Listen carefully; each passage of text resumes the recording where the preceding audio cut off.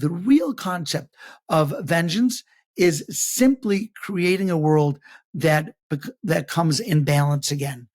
When justice is correct, when it is exactly aligned, then it appears as vengeance, and there's nothing wrong with that. This is The Dilemmas on Screen, a Jewish perspective podcast, where we take ambiguous moral situations in fictional popular movies and TV shows and analyze them from a Torah lens. As a quick overview, Maximus Decimus Meridius is a loyal Roman general who leads the empire to victory in battle under Emperor Marcus Aurelius. The emperor, disillusioned with his corrupt son Commodus, chooses Maximus as his successor, but doesn't tell anyone about it, because Marcus Aurelius believes that he, Maximus, will restore Rome to a republic and return power to the Senate. When Commodus learns of this, he murders his own father, Marcus Aurelius, and seizes the throne. Maximus, suspecting the murder, refuses to pledge loyalty to Commodus. This prompts Commodus to order the execution of Maximus and Maximus's wife and son. Maximus escapes, but is too late to save his family, finding their bodies crucified and burned. Stricken with grief and rage, Maximus collapses and is captured by slave traders. He is sold to a gladiator trainer and becomes a powerful fighter in the arena.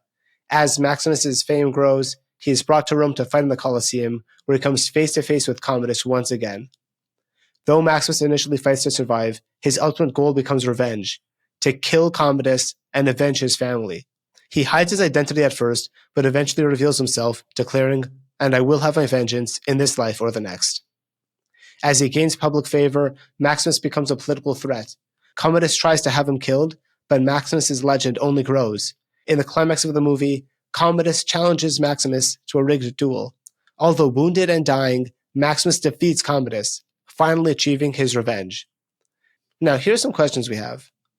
How does the Torah generally view revenge? Generally speaking, forgetting the blood debt for now, someone's family is murdered, but just generally, what is the Torah perspective on revenge? That's question one.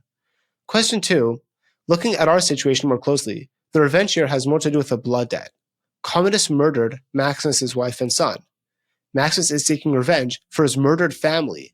This seems different than kind of taking revenge generally. It's not because someone, said something mean to you or didn't do you a favor. This is very personal and very serious as it can get. So does that change the Torah's perspective on taking revenge?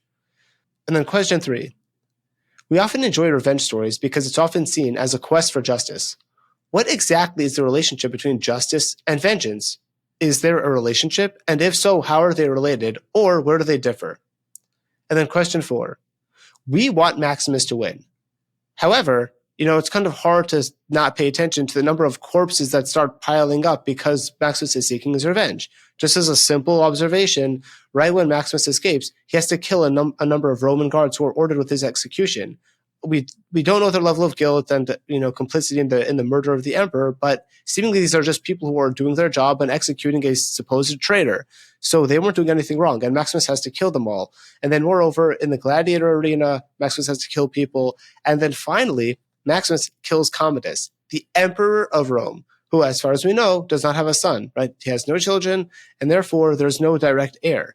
When that thing tends to happen, there's often a civil war in which God only knows how many people are going to die. So, given all these things, how far do we allow revenge to take place? If the Torah permits revenge, how much collateral damage is permitted? Because it seems like there's a whole lot of damage that needs to occur in order to get Maximus where he wants to go. So, with all those questions asked, let's see what the Torah perspective is. I'm excited to welcome Rabbi Benzion Klatzko to this episode to answer our questions. Rabbi Klatzko is an ordained rabbi, a music producer, a published author, and a radio talk show host. Dubbed the Hollywood Rabbi, for years Rabbi Klatzko delivered a popular monthly class in Jewish thought to many of Hollywood's biggest stars. Rabbi Klatzko is one of the national directors for Jewish life on campus in North America and was named one of America's most inspiring rabbis by the Jewish Forward magazine in 2014. Rabbi Klatzko is also the founder of Shabbat.com, the world's largest Jewish social network, helping people find Shabbat, Jewish dating, and employment in over 120 countries. He can be reached at 212-742-2228 or 212-SHABBAT, or via email at rabbiklatzko@gmail.com. I will copy all of this information below, and please enjoy this episode. Thank you so much. Rabbi Klatzko, thank you so much for joining us on the show. So excited to have you. Pleasure. Thank you for having me. Yeah, absolutely. All right, so let's get right into it. So Gladiator, it's a classic. And I heard Russell Crowe and Ridley Scott, the director, actually discussed how the premise of the movie is very simple. It's effectively a revenge story. And so I want to focus on that in terms of, we obviously feel for Maximus. We really don't like Commodus. You know, he's portrayed amazingly by Joaquin Phoenix, just a memorable villain. But morally, from the Jewish perspective, how do we see Maximus's journey in terms of, before we go into Maximus's specific situation where like his family was murdered, the idea of revenge? We can understand revenge, we relate to revenge, but how does Judaism view revenge generally? So the Torah says, lo sikom lo sitar, which essentially says, don't take revenge. Don't take revenge. Don't be vengeful. And this sounds like a very, very difficult precept to listen to, especially that some cultures taking revenge is the bread and butter of how they of how they function. It actually is the gasoline in the engine that allows them to. I'll actually just share like a funny, based on what you said. I'll share a funny story. When I was working like 15 years ago, it was a long time ago. I was friendly with the receptionist, and we were just chit chatting. And I told her, I was like, yeah, I can't remember how like the topic of revenge came up, but I was like, oh, you know, the Torah actually like prohibits taking revenge. You're not allowed to take revenge against someone. And she was like outraged. She's like, what? What do you mean you can't take revenge on people? That's ridiculous. Like, it's a completely natural thing to do. And I was like, I don't know what to tell you. Like, you're not allowed to do it. I guess I just want to know, like what is that in terms of taking revenge? Is there a specific, like, it says, lo tikum lo titor, don't take revenge and don't bear a grudge. So like, what does that mean? Is it a specific, is it like Maximus level of revenge, or can we just like clarify what exactly the Torah is prohibiting there? Okay, that's a great question. So revenge is a very nuanced concept within Judaism. At first blush, it would seem that Judaism, which is all about righteousness and judgment and exacting exactly what God would feel is correct in the world, would say that if somebody goes and does something horrible to you, an eye for an eye would say that you do it back to them. And not only is there nothing wrong with that, but that would actually be the tzedek. That would be the righteous way of going about creating a universal moral equilibrium in the world, simply to right a wrong, to rectify evil by putting evil in its place. So that's sort of our gut. Our gut would say that. However, Judaism is much more nuanced when it comes to the concept of revenge, and there's for a lot of reasons that it was built as such. But the truth is that when something happens, the first thought that we have is, where was God? Where was God in this picture? And a concept called bitachon, which means faith or trust, that the Creator is involved in this, and it's not just a visceral vengeance that we're taking out. That's not an honor killing that we're doing, but there's God. So that's one concept that we have to grapple with. There's another concept, and the other concept is that in Judaism, we don't merely have something called rights, but we have something called responsibilities. And it's a dividing line between the Jewish way of looking in the world and the secular way. And responsibility would mean, for example, that let's say I have a plot of land. So my right is that nobody should walk on my land. I have a right, nobody to walk on my land. And then if the world is built with responsibilities, so now I have a responsibility not to walk on your land. So the upshot is the same. Your land won't be trespassed, whether it's because you have a right that no one should walk on your land, or I have a responsibility not to trespass. The difference is, though, that in a world of responsibility, I have to worry about others. Now, when we speak about a vengeance story, while I may feel like I have a right to take vengeance, it's my God-given right to met out judgment, there's also the knowledge that what I do affects the entire world. And when I give a green light to vengeance killings, then the world descends into chaos. Because who hasn't had some sort of wrong perpetrated on them? Who has not been hurt in some way and feel like there has to be a rectification? Everyone has. And therefore, you end up with a society like we see some societies today that descend into essentially the Hatfields and the McCoys, where everyone is fighting everyone else, and one vengeance meets out another vengeance, and the world and the fabric of society unravels. So we take that into the equation when it comes to vengeance, that vengeance can't be done simply by catering to one's indignation. I feel upset, I feel angry, I feel hurt, I feel betrayed. Thus, I have a right to rectify that. But I have to understand that there's also a responsibility for me not to take revenge in a way that it sets a precedent that eventually affects the world in total.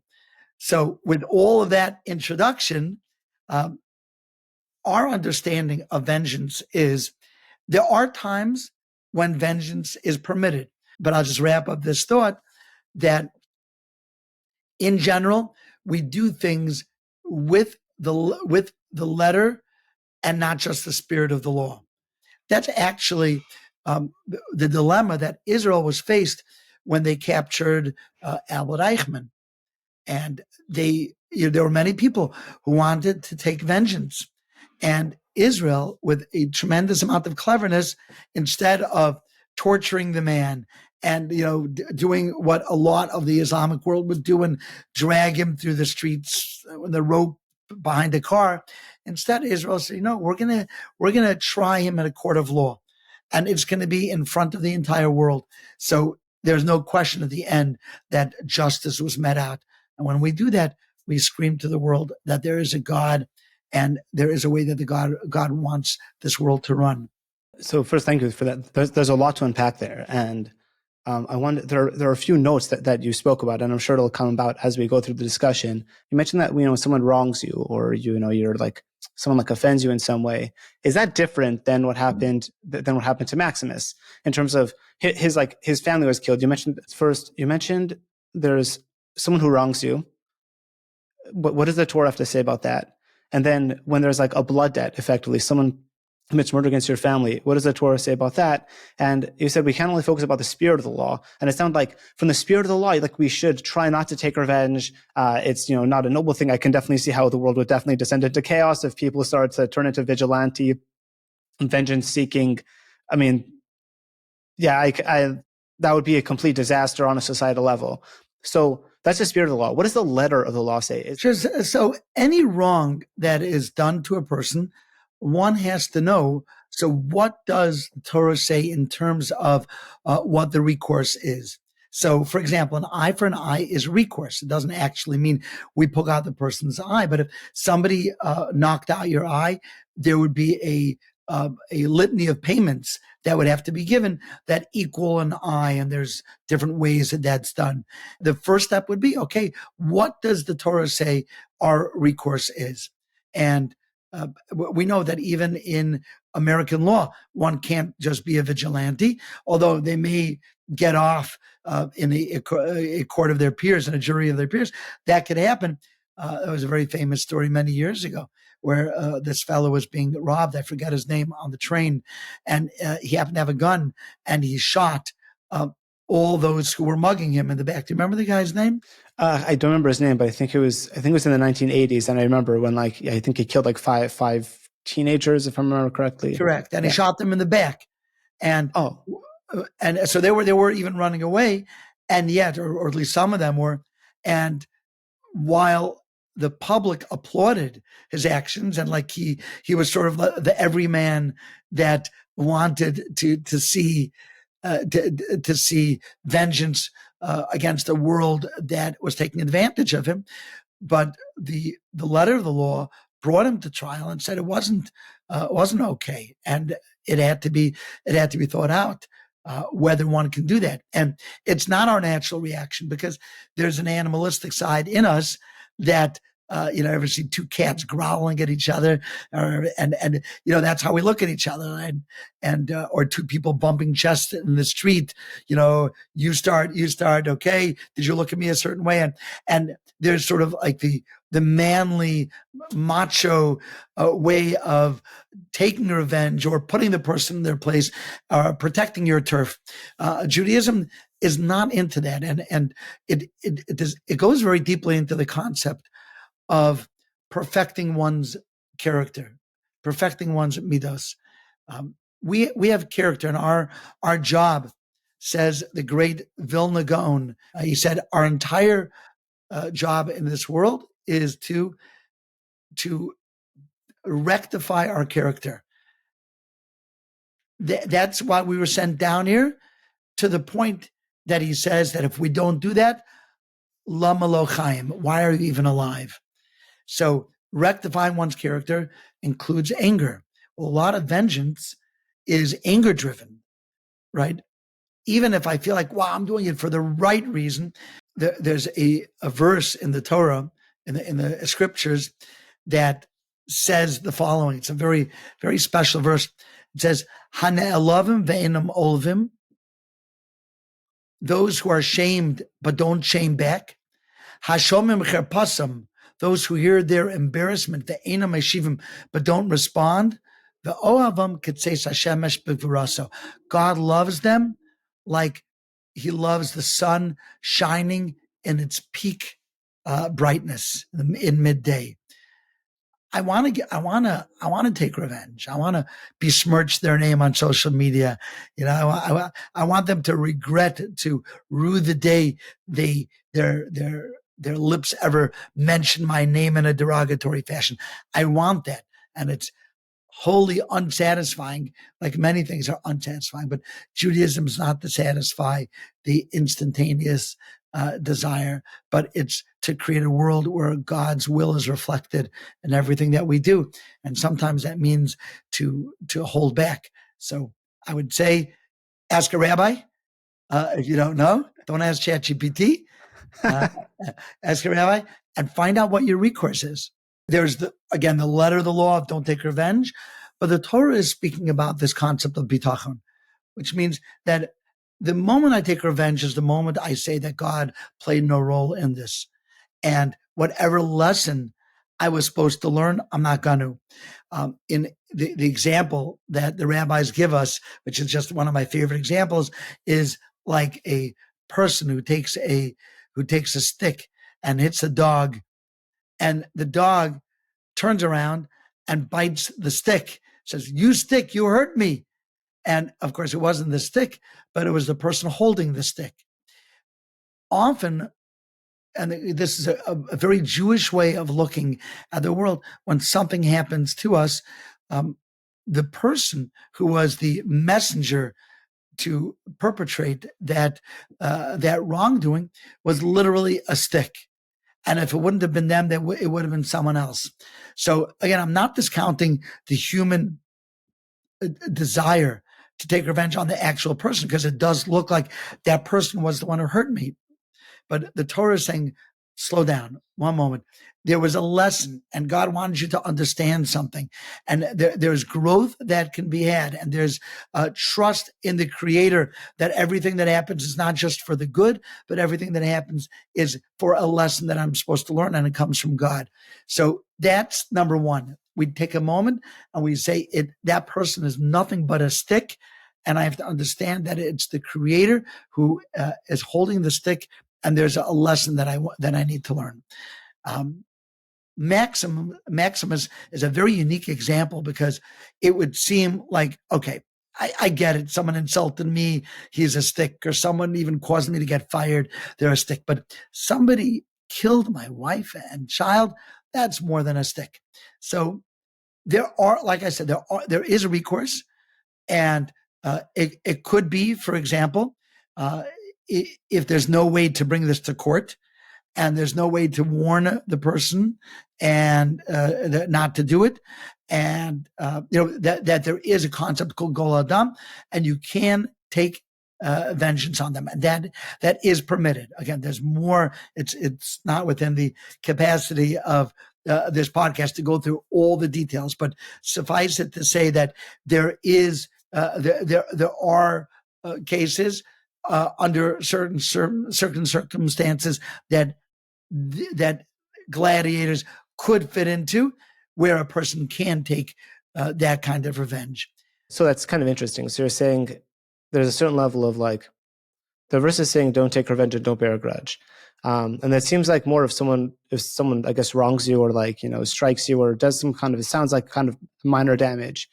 But in the case of Maximus, where someone kills their family, then in such a case, is there some kind of like overriding verse, or it's dealing with a separate situation? And if so, like, I mean, I know this is like perhaps a tricky question, but like, why does the Torah distinguish between those two cases? At the end of the day, you're taking revenge. Like why the shift? So it is a separate situation. It's when I said lo sikum lo sitor, don't take revenge, don't bear a grudge, that's not only minor things. Those could be very major things. The idea of the Gol Adam is specifically killing. So there could be a lot of major things that you would want to take revenge about, and that's not the recourse. The recourse is other things, which do involve going and you can get the person excommunicated. There is a recourse. Often it may not be as satisfying. Sorry, when you say in the case of Gol Adam is dealing with killing, as in when you can kill someone, or someone, like, is the distinguishing factor with Maximus the fact that Commodus killed Maximus's family, and therefore the Maximus is allowed to kill him? Like, I just want to clarify, like what's Correct. The trigger that allows a person to kill somebody else? Correct. It's a relative. It is a killing of a relative in a way where the person clearly did it, and they will get away scot-free because the court, for different reasons, don't have jurisdiction to give him that punishment. And there are two components over here. One component is that a person, we don't simply allow a murderer to go around murdering. So there is a certain amount of din or justice that the Almighty allows when it comes to murder. Right? That's point number one. And point number two, the Torah does, in certain circumstances, allow for human nature to manifest itself in very impossible situations. And we have a precedent to this with a concept called Isha Shvuya. A lady was taken captive, where a person may marry a lady who was captured in war. And the rabbis teach us that in this case, Hashem is speaking to the human nature of a person. So it would be a double trigger, allowing somebody who really does deserve to be killed, but because of the circumstances, justice can't be met out. So and this is split up into part A and B, in the spirit of justice and in the spirit of not allowing a murderer to run free. And so that would be that. And in addition, speaking to the human nature of specifically a Gol Hadam, which means a relative. So a relative feels the pain more acutely. And if there's a clear murderer and the murderer is going to get away scot-free, and the relative feels this acute pain, then under certain circumstances, you can go after them. So the Torah does not nullify human nature. I mean, that's fascinating. I almost want to double click on that. Could we elaborate on that in terms of, because on the one hand, what you're saying now makes a lot of sense in terms of it was a killing, this guy's going to get away with it. I mean, first, why can't you say says who says he's going to get away with it? Maybe the court can't deal with him, but God's going to take care of him, presumably. Why do we give the surviving relative agency to go after this person and kill him, killing the murderer, and not say just trust in God? Right. That's actually why we needed both reasons that I gave, because if it wouldn't be a relative, just the fact that justice should permeate the world. We know, we don't just assume we know, God's ways are righteous and all of his paths are just, and he will get what's due to him. There's a Mishnah in Pirkei Avot where Hillel sees a skull that's floating down the river, and he looks at it and he says, whoever this happened to you because you did this to someone, and whoever did this to you will have this happen to them. And it's a statement in Pirkei Avot where Hillel is saying there is justice in the world. So for the average person who sees this kind of injustice, and there's no legal recourse in a court of law for the average person, yes, we say that. However, when it comes to a relative, when it comes to human nature, combine the travesty of murder with the human nature to stick up for one's family, not just to stick up. There's also the concept that that the rest of the family lives feeling in danger as well, and there's a famous mafia line where the mafia will come in and shoot a husband and a wife, and then they'll see this little 9-year-old kid standing in the corner, and they didn't realize he was a witness, and then they turn and aim the gun at him, and they say, look, we don't want to kill a kid, but he witnessed this, and he's going to grow up and he'll want to take vengeance. So the murderer may feel that same way, like, wow, I killed this person's relative. This family is going to come after me. I better preempt that. And what that does is that puts the family squarely in the line of fire. So the family could say it's not just a visceral feeling of vengeance, but it's also, we feel that there could be a target on our back as well. So there are a combination of reasons that the commentaries say that allow the family specifically to protect themselves. Wow, that's fascinating. I know we spoke about this to some degree, but I do want to discuss that. I think there's a concept in the Torah that like God says, vengeance is mine. Vengeance belongs to me. So I want to see in terms of, we see a case where clearly it says lo tikom, right? Don't take revenge. And then we see the Gol Adam is allowed to take revenge for a variety of factors, as you mentioned. What's the meaning of that verse when God says vengeance is mine? And again, it's kind of, it seems like we've explored it, but I just want to discuss, there seems to be an explicit verse that says this belongs to me. Yeah, that would all tie into the concept of bitachon of faith, meaning God saying, I know you want to rectify this wrong. There's no way that you're going to rectify it in a just way. Sorry, is that because, I guess, why is that? Like, why can't we? I mean, we put, I guess, vengeance kind of in the court of law. Sorry, go on. Right. So when there is a prescribed method, it becomes not vengeance, but it becomes justice. And really, when God says vengeance is mine, it's not that God is going to take revenge. I mean, everything belongs to God. Everything is part of God. It is God saying, I will make sure that justice reigns supreme. And I got your back. And if you want to feel like you are avenged, you could feel it by knowing that I will take care of things. But God is saying, if you try, let's say somebody besmirches you on social media. So think of like the typical way of taking vengeance. I'll besmirch them on social media. Well, let's say you have a bigger following than them, or it got further. So the measure of justice is no longer fair, and that kind of nuanced inequality of justice is inevitable in nearly every circumstance. Even when a court of law does what it needs to do, it's not really vengeance. It's really justice that God is prescribing. This is how to rectify a wrong. So I think that expression is God saying, I got your back. I actually think so. I'm actually really excited now. I think we just tapped into an awesome idea. And because I saw a lot of, as I was kind of researching this topic, a question that kept coming up is like, is this just Maximus's personal quest for vengeance?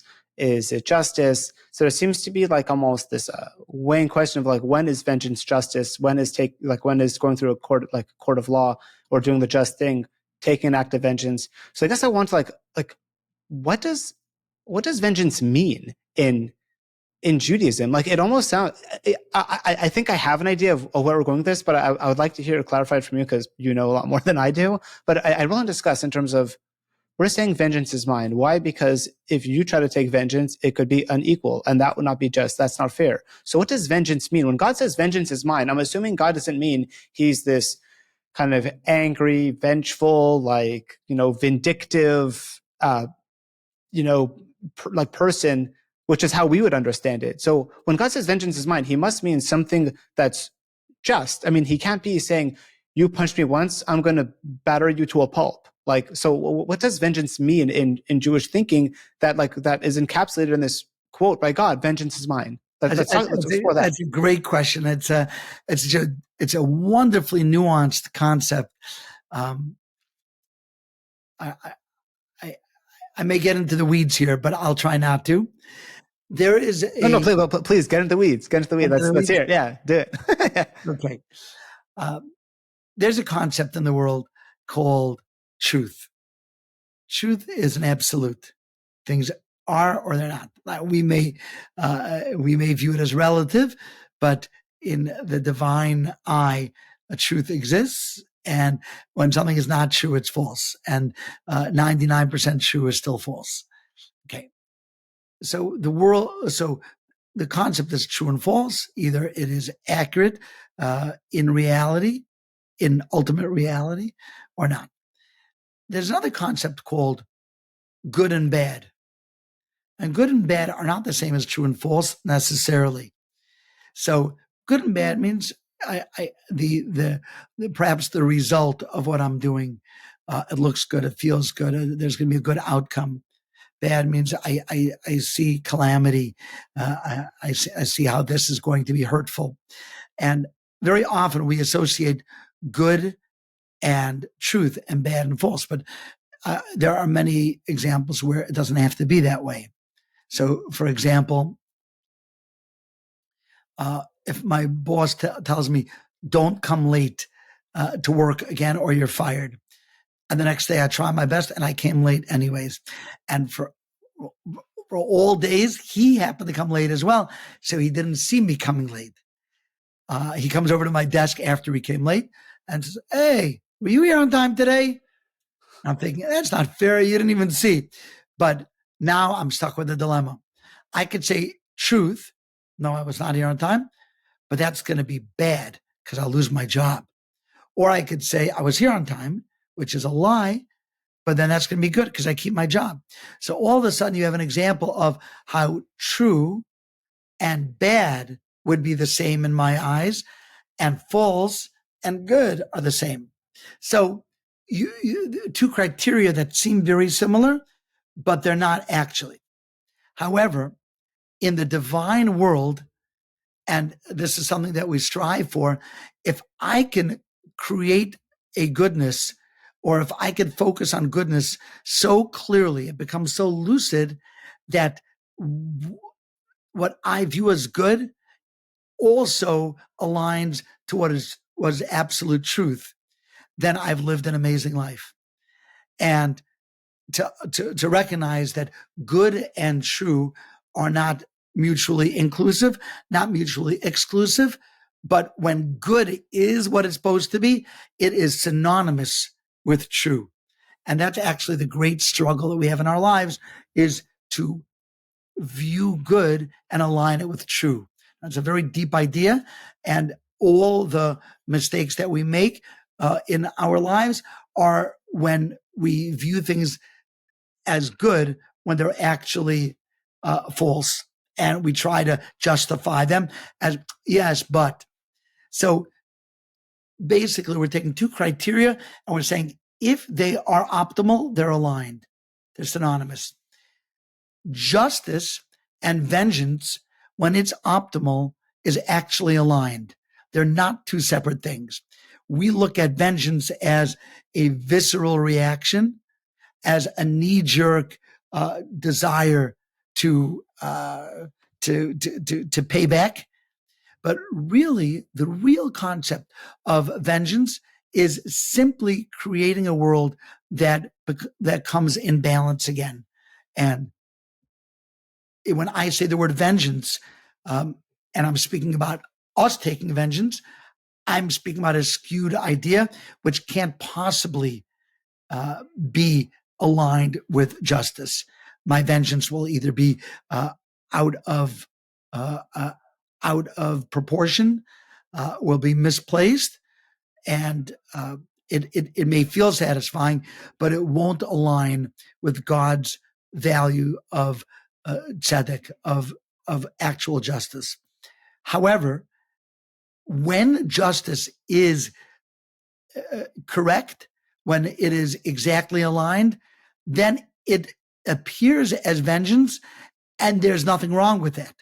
Because there's nothing inherently wrong with vengeance as long as it's not catering to one's base desire to pay back. Vengeance is a good thing because it teaches us that the Creator runs the world in a just manner. And when we see bad happening to the wicked, it reassures us that that there's a Creator, and the world does not run haphazardly. So the word vengeance to you and I are not at all the same as the word God taking vengeance, which aligns literally to justice. It's synonymous when it's done properly. That is, I actually, that's a phenomenal, like, Marshall, if I can say so, because I mean, that's actually, I don't think that is where I was going, but I think to summarize what you're saying is like, vengeance is effectively bringing like the world back into balance. Like someone did, 20 points of evil, God effectively meets that out and counterbalances the 20 points of evil. That's incredible. And like, that would be just, obviously that's the whole point of justice is that, wow, I love it. That's incredible. If I can, and truth is, it was fun because I was debating whether or not to say it. I was like, I don't see how this would necessarily connect to the topic at hand, exploring more of like Maximus killing Commodus, but now it is directly relevant because what kind of bothers me about Gladiator is, look, we want Commodus dead, right? He 100% deserves it. He's evil. He's a terrible emperor. He murdered his own father for the throne. I can't help but wonder, especially, when I watched this as a teenager, it was awesome. But watching it now, I just can't help but think, Maximus, you just killed the emperor and he doesn't have an heir. And it's very nice that you're saying that, the Senate should take control, but I mean, let's get realistic here. Like, what's going to happen? Like, people aren't going to be like, oh yeah, let's like abdicate power. The person who's next in line, or the general of the armies, whoever has power, is going to now create, like, there's a good likelihood of there being a civil war. Or, Maximus has to kill the Praetorians who were ordered to execute him, presumably lawfully. They were told by their emperor to kill him. So Maximus is killing the Praetorians. Maximus is killing a bunch of people in the Gladiator fights. Maximus is killing a whole lot of people until he gets to Commodus. It's really just like a bloodbath until he's able to get to Commodus. And then, of course, he kills Commodus, and we don't see what happens later. I mean, I guess now we do with the sequel, which I will definitely ignore, and I didn't see it anyway. But I wonder if this is kind of like what's being addressed here in terms of Maximus avenged himself. He killed Commodus, but there's collateral damage. And is that just? Is it fair for other people to suffer so that Maximus can get his revenge, even though that's what he needs to do in order to get his revenge? Anyway, there's just some thoughts that I was thinking about, just like how complicated this can get when you get into the weeds. Well, listen, your thoughts are really, really correct, and they. Again, going into the weeds, but I'm not going to go in there, but I'll just give you a little food for thought.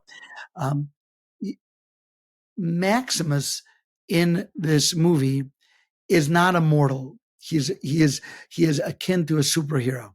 His fighting is superhero-like, and although he dies in the end, but he is the proverbial superhero. And superheroes in mythology are above humans. Like in a world of superheroes, which in mythology, Greek and Roman mythology, superheroes are the equivalent to gods. So Kal-El, right? That's it's essentially a god. And in a world of polytheism, where there are a lot of gods, the the value of humans is downgraded. It's one of the reasons why ethical monotheism is called ethical monotheism, because if there's one God, then human beings become the raison d'être. They become the reason for our existence. They become the crown jewel of creation.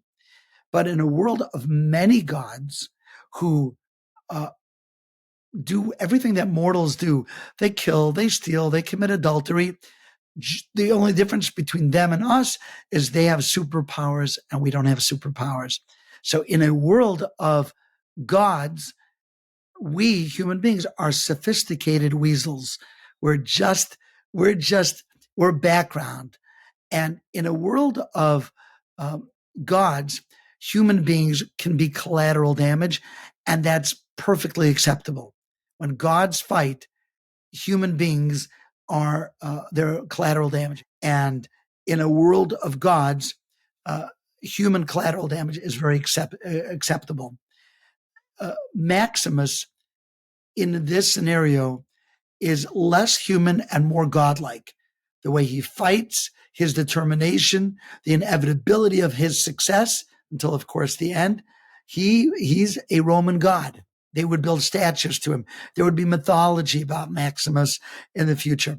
So in a world of gods, Praetorian guards are collateral damage. They're sophisticated weasels whose death doesn't bother us. Yes, they have families. They have children. Yes, the entire nation may descend into chaos and civil war, but it's acceptable because it's a world of gods.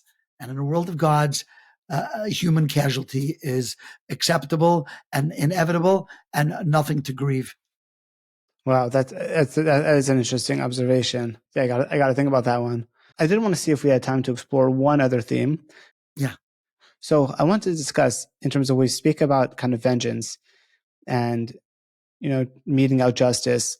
I want to discuss the story of Dinah, if we can, in terms of, we see that, Dinah was taken by another man against her will, and her brothers, Shimon and Levi, went and exacted justice against them. So in terms of and I know the Torah actually has a kind of very interesting mixed reaction. Yaakov's not so happy about it. It happened. Like, they almost get the last word. And I want to explore, how do we view that level of, and I guess just to summarize for our crowd, so Jacob was the third of the three forefathers. He had 12 sons. He had one daughter. That one daughter, his name is Dinah. And when she was, like, I guess, out touring, she must have been a teenager, someone from, like, a neighboring town saw her, liked her, and then raped her, and then took her captive. And to avenge themselves, her brothers, Shimon and Levi, went and massacred the entire town. So how do we deal with that? I mean, that sounds like taking vengeance to the absolute max. So how do we address that? Yeah, just to clarify, she wasn't captive at that point. Otherwise, they would have been going in to rescue her. Oh, interesting. Oh, good point. Okay. Yeah. So, but that idea of them honor killing this family, which essentially it sounds like in the Torah, that's what it was, is not looked upon favorably. Later on, when Yaakov was on his deathbed, he condemns it. Kiva apam hargu ish, through their anger they killed a man, and it was not viewed favorably.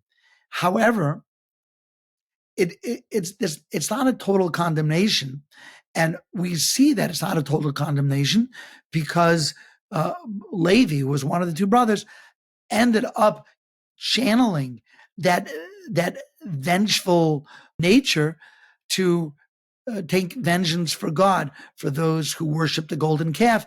And he was elevated, and the entire tribe of Levi was elevated to become a priestly tribe.